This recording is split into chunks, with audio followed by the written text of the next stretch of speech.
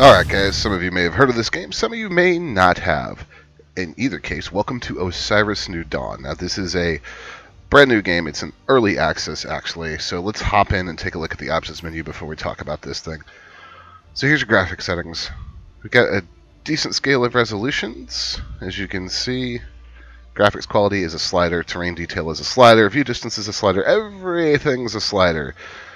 Dirty lens, ambient occlusion, depth of field, anti-aliasing. You've got volume sliders separate for everything. Glitch FX, which is what you see happening on the screen right now. I'm going to leave all that on so you guys can get the actual experience of the game. And then here are your key bindings. There are no rebindable keys right now.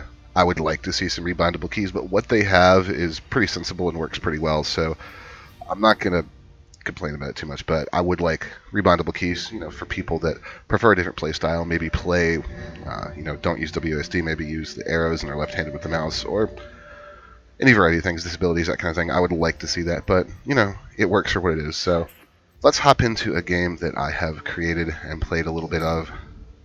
So here you see Diamond Space. He's a scientist. He's extremely bright orange. This droids, vehicles, and structures things. Well, what the hell is that? I'll show you. So here's my universe. I've got alien set to casual. I'll explain that in a while. Alien attack damage, alien health, resource modifiers, resource recharge, special loot chance, player XP modifier, player proficiency modifier, and points per level up. These are all adjustable. I like this because this is an open world sandbox survival game. Yes, it's another survival game. However, this one is set in space. A lot of people have been calling this No Man's Sky, except not awful. A lot of people have been calling it Ark in space. Not really sure if either one of those applies. I find the No Man's Sky one particularly funny because of the fallout over No Man's Sky, but let's hop in and we'll talk about it. Now, one of the things that Fenix Fire, the developer of this game, promises is that it will have much better graphics than any other open world survival game, and I can't say I disagree with them. The game is stunning, as you will see. Here we go. So this is my little bed. I can save in here. Now you'll notice a few things. We have lots and lots of bars. The one to pay attention to is the one that says 99% O2. That's my oxygen. So you're in space. You need oxygen to live. Now I've built several structures here. I've got this dome. I've got this depository. There's a horrible crab monster over there. I've got a little forge that I use to build things, and I've got this habitat that I've been working on. So, first off, let's talk about the basic systems of the game. So, it's a survival game. You gather resources like this, and then you can pick them up. It automatically adds some to your inventory, but you do want to pick up the rest. There's some plutonium over there. You can sprint. You have a jetpacky thing. It's actually attached to your feet. I'll show you. See? You look absolutely ridiculous while you walk with the chisel out. I have an assault rifle. I can crouch. Basics of movement, they're all there. You also have to manage your health and your water. So I've got some baked potatoes and steamed carrots I can eat. Some water I can drink. Now, I don't have any blueprints, but here is what I can build, and this is where the crux of the game comes in. You'll notice some loading lag and things like that. I've already built this, and it quite handily tells you the requirements for each recipe. So, for example, to build the airlock, I would need a crap load of steel and a bunch of copper, which we could probably actually build that relatively soon. Utilities, I've built the forge, I've built the depository. You need solar panels to power things. I can place beacons. There's gas tanks that can be used to fuel up ships. There's satellites. Lots of things to craft. So, what exactly are we doing in this game? Well, we're surviving at this point. Trying to build things and survive on this alien world. Here's the forge. It has its own inventory. I'm going to plop my aluminum in there because I don't want to be carrying around that much aluminum with me. Now, we were working on this wall, of these walls, so for that we need our multi-tool, which can be used to repair things, build things. Now you'll see right here when I walk up to it, this little carousel wheel appears, and I actually want to build a windowed wall right here, and I need a variety of things to do that. I need iron, I need aluminum, and I need copper. Well, it just so happens we have the aluminum in there, but we need the copper, so I happen to know where there's some copper, so we'll go get it. Now, you can't run for too long because it uses up valuable O2 and your suit will begin to overheat, so you have to be careful with that stuff. You also have to be careful about all these horrible monsters. Now, as I said, this game is really, really pretty to look at. They've done a great job with the visuals. The monsters, we'll get close to some in a little while, but they're creepy. But for right now, we're going to grab some iron.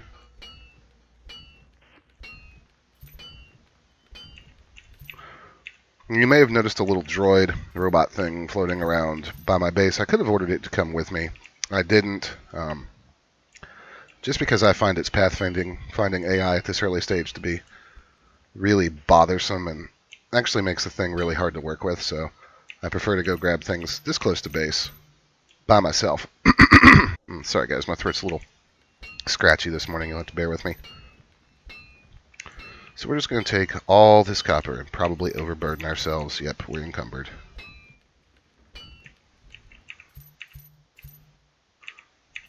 And we're going to need some more iron, so we'll grab it from over here. Now, one complaint I will say I have with this game, and I hope I don't get to demonstrate it, but we might, is that once you aggro a monster, unless you kill it, you almost never seem to lose aggro. Now, I found myself in a situation where I had no ammo for my gun and had a giant tail of monsters chasing me across a crater. It was not an optimal experience, to say the least. It was very aggravating. They will literally chase you to the ends of the earth, as it were. Now we've got plenty of resources. We're 189% capacity, so we're going to be moving slow for a minute.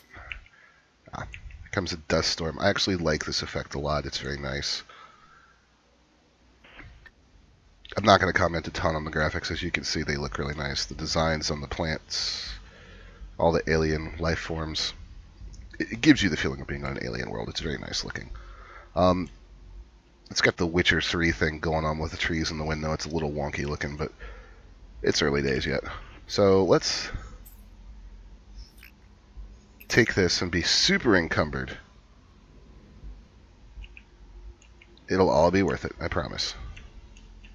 Oh wait, I can't even jump. Okay, we need to put some stuff away.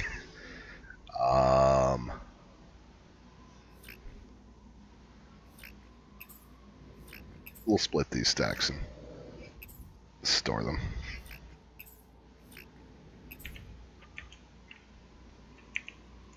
There we go. That helps. Alright. So, yes, I have a plan for this. We're actually building this in a certain way. So, I just simply click and hold the F button, and we have a wall. Go ahead and finish up the normal walls.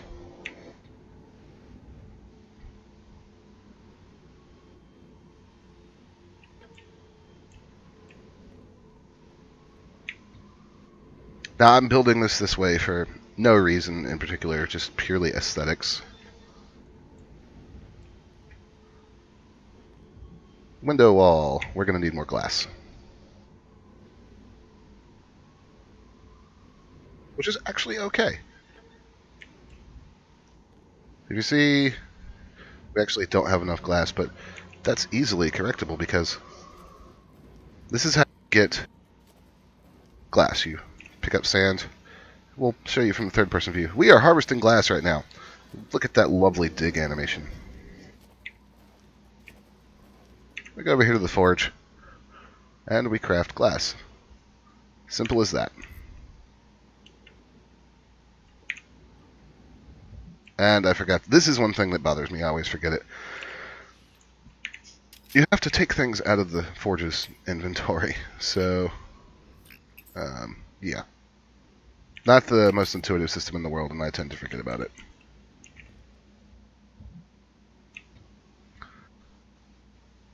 So now we will have completed our little habitat. And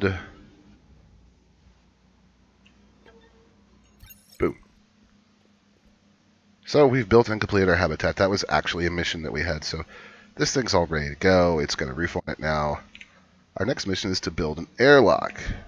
Now, I'll show you guys that real quick, and then we're gonna store some stuff. We're gonna store that, store that, store that, store that. We are now no longer encumbered. So for an airlock, we're gonna need steel, which we have to make with. That's really weird. Copper, steel. What we? Okay, there it is. Magnesium and aluminum. We've got plenty of aluminum. What we don't have is the magnesium, I don't think. I thought I went and got some magnesium. No. Well, this is a good opportunity to go explore, so we need an airlock for that thing. Let's go grab some magnesium. Now, I happen to know where there is some. First off, though, I want to save. There we go. This also recovers your oxygen. Alright. So off we go. This game has an auto run button. Now there are plenty of environmental dangers out here. These little red things will pop your suit and you have to use tape to patch it before you die horribly.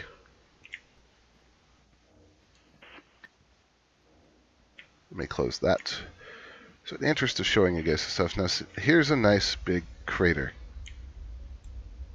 And there are horrible things that... Yep, I knew it. Oh shit. It got me. There are horrible things that live in the craters. I should have kept running. Yes, I would like to continue. I just lost a lot of stuff.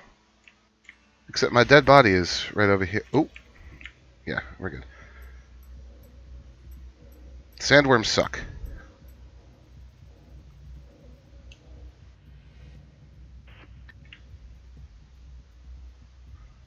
Now, for some reason,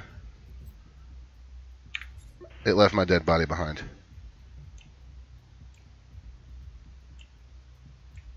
No shit, I'm deceased. You'll have seen, if you were paying attention a minute ago, some solar panels way across there. There's also the dead body of a sandworm, a really big one. We're just going to go grab that stuff real quick. I believe that's magnesium down in the crater. And you see our suit temperature getting critical. Now we will regain some oxygen as well. Sandworms suck. The world is not without its dangers. I will definitely give them that. And that's a very spectacular danger. Yes, that's magnesium.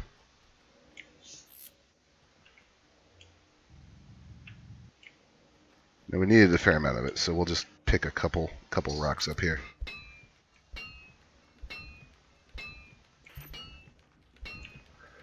Of course we're encumbered. So if another worm comes after us, we're not getting away.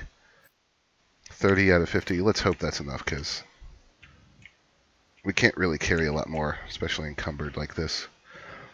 There are other areas that you can see that are forested. We'll probably take a walk over there in a minute. Right now I would like to get back to base and show you guys the process of building and placing a structure. And to do that, we'll have to, of course, build a few things.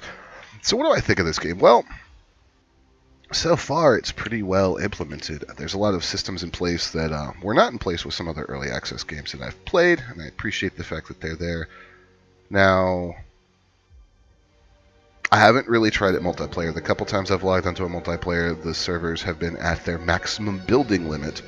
So I haven't been able to really do anything, because honestly, if I'm going to log in and play a survival game, I'd like to build some things to help me survive, and if I can't build, like a house or something to help me survive, that's kind of a problem. I do appreciate the fact that your jetpack still works even when you're encumbered, so I can cover ground fairly quickly still. I just can't run, and as I said, you do have limited jetpack fuel, or foot jet fuel. Thrusters, I guess I should call them. However, this does mean that I can get back in a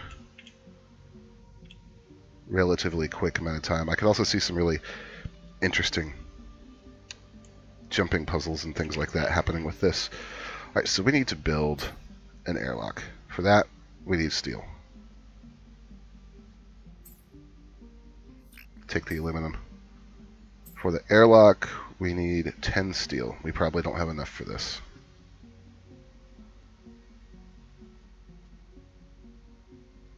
Actually, we do. So we have 10 steel. We also need more aluminum. Let's store some stuff in the... that can go in. I need the aluminum, and I need some sand. Where's my shovel? We will unequip the patch tape. You can only carry 4 items at a time.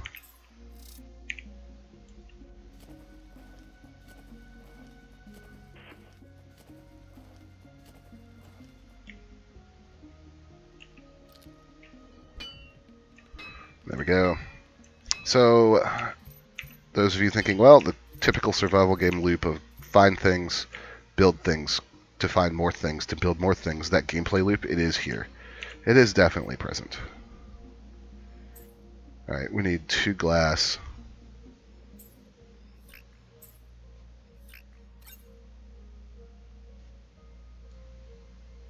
Now we've built our airlock.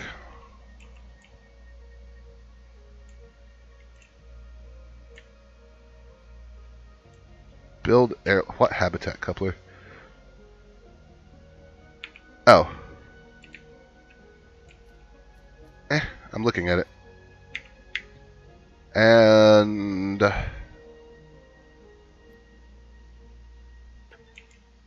is built.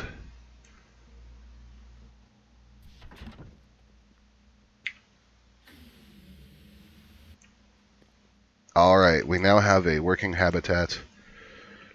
It wants us to build a chemistry table as well. I'm probably not going to do that right now because that is this, and it requires 5 steel and 10 glass, and I don't feel like doing it right now. So instead, I'm going to save. This is going to have to be moved.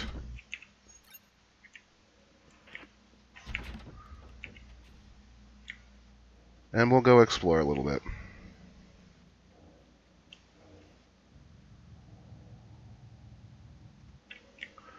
So as you can see, there's not a huge terrain variety because you're on a desert-like planet, so everything's kind of red, but what there is enough, and it's believable, and it makes sense in a cohesive game world. Those things are horrible. So, yeah, that is just kind of a brief primer look at Osiris New Dawn. I think if you're really into this kind of thing, it's probably worth picking up because it is relatively cheap and it is relatively polished on Steam. If you're not into this kind of thing, obviously you want to wait. A lot of you have probably already made up your mind just by watching the first few minutes of this video or seeing the trailer for the game, but I thought I would give people a little more detailed look. Anyways, that has been it for me today, guys. If you enjoyed the video, hit like, hit subscribe. You can follow me on Twitter and Facebook, and if you really enjoyed the video, go hit up my Patreon, patreon.com/Dimebot. Every little bit helps me out. Thank you for watching. As I said, my name is Dimebot. See you next time.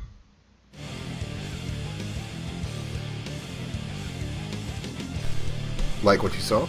Click subscribe so you don't miss anything. Or click on one of these other videos.